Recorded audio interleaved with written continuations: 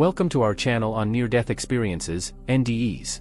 We'll explore stories of people who've been on the brink between life and death, returning with new perspectives. These accounts offer a unique glimpse into existence, life's meaning, and the universe. Each video is a journey through transformative experiences and spiritual discovery.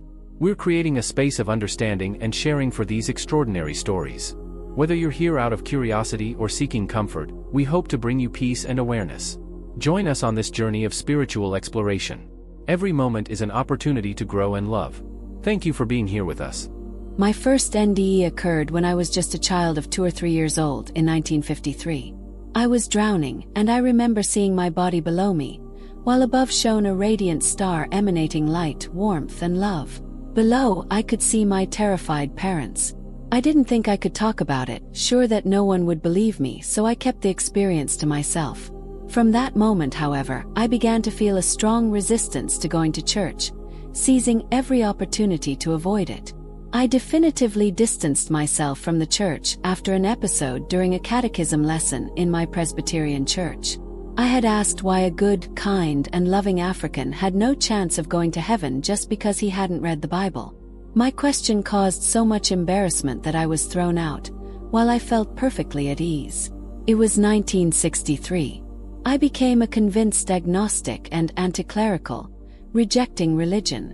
I only went to church when my uncle, who had taken me in after my father's suicide, ordered me to. During one of these forced gatherings in 1968, I noticed a man heading towards the front of the church. Looking into his eyes, I perceived a warm and loving light emanating from him. He was dressed like the type depicted behind the pulpit and looked just like him.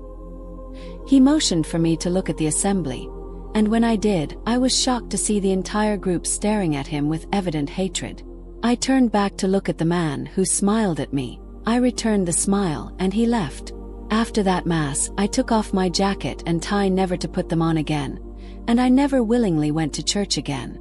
A few years later, in 1971, I was married and had a child.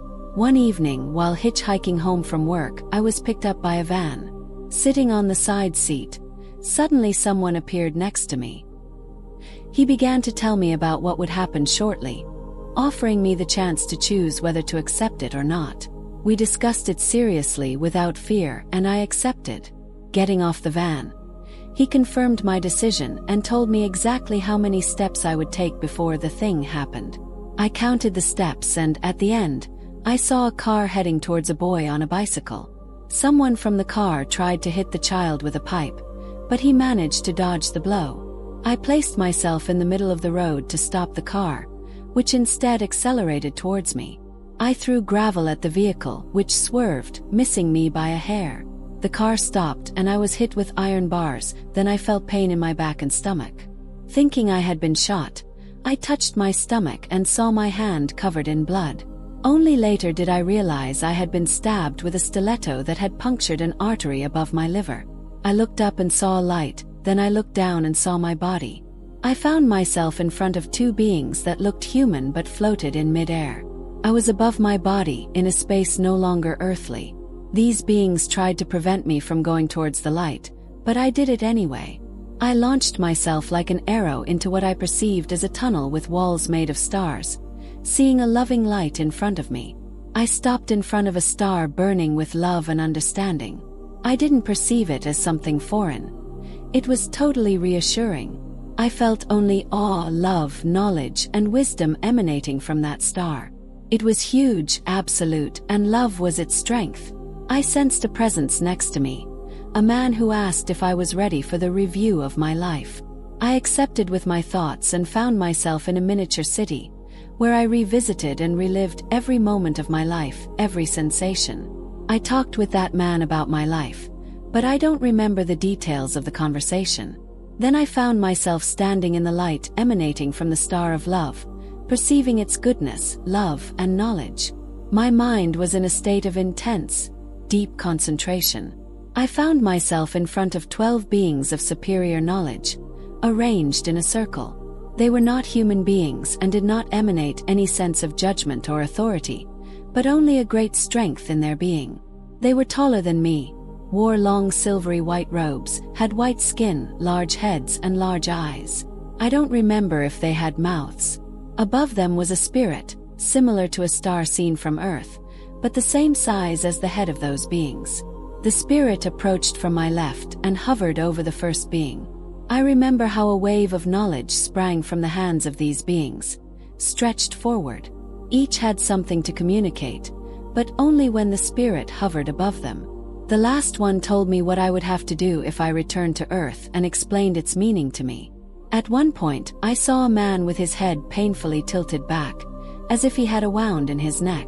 I exclaimed, "Oh, Alvin, my son," but they said, "No, it's not that son." I understood what they meant.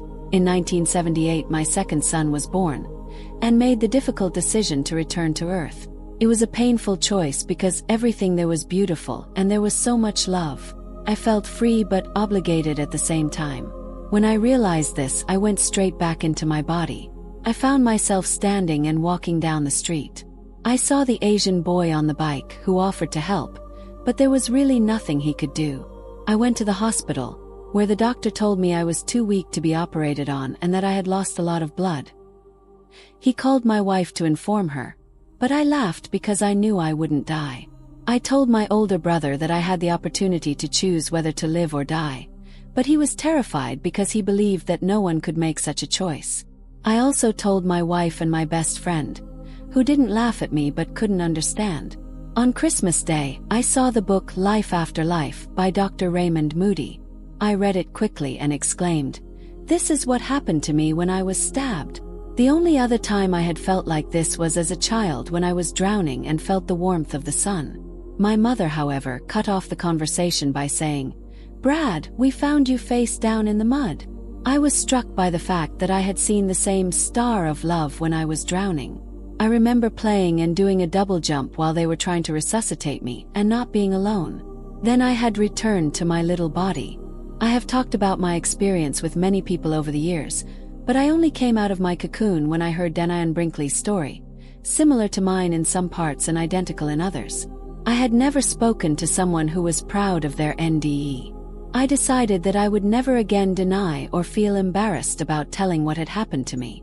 I know what I saw. The star of love was the creator. I don't know the names of everyone I met in my NDE, but names weren't important. I didn't come out of the experience thinking of Jesus as my savior or that I should get closer to the church. It's not that I don't like Jesus or that I don't love him. It's just that I wasn't told anything that implied that I should bow to him or do similar things. I don't go to church except for funerals and weddings. I don't think Jesus wants me to think of him differently than as a spirit full of love. I would like to follow him, not in a specific religion, but in a spiritual state. I'm not a Christian, but I understand the wisdom of Buddha, Jesus, Gandhi, and many others in giving love in every situation of their lives. If you enjoyed this video or you're interested in the topics we cover on this channel, I'd be really grateful if you could subscribe to the channel so you don't miss future content. Share the video with someone you think might appreciate it. Thank you so much for your support. Preface: near-death experiences, NDEs, can be profound, life-changing events. Remember, NDEs are subjective experiences, not proof of an afterlife or a guide for living. Channel purpose: this channel shares NDE stories and information, providing a platform for open discussion without promoting specific beliefs. Disclaimer: this content doesn't replace professional medical or psychological advice. If struggling with mental health issues, seek professional help immediately. If you've had an NDE and need support, consult a therapist experienced with NDEs. We don't promote suicide or self-harm. If considering suicide, contact a prevention lifeline immediately. Suicide prevention resources: National Suicide Prevention Lifeline, 1-800-273-8255. Crisis text line, text HOME to 741741. Conclusion: we hope you find this channel informative. For questions, please contact us. Remember, suicide prevention is crucial. If you're struggling, seek help. You're not alone.